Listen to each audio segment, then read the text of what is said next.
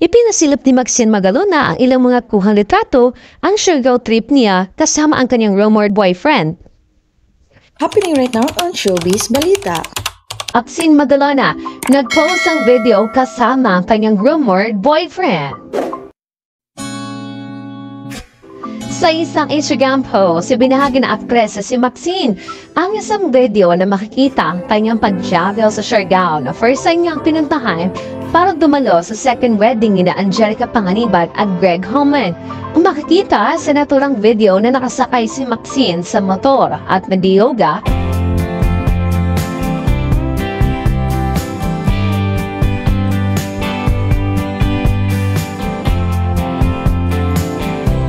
Kasama ang director at DJ nga si Joff Gonzalez. Nagsimula ang dating rumors sa pagitan ni Maxine at Joff noong May 2023 nang makita silang naglalakad na magka-holding hands sa isang mall sa San Juan.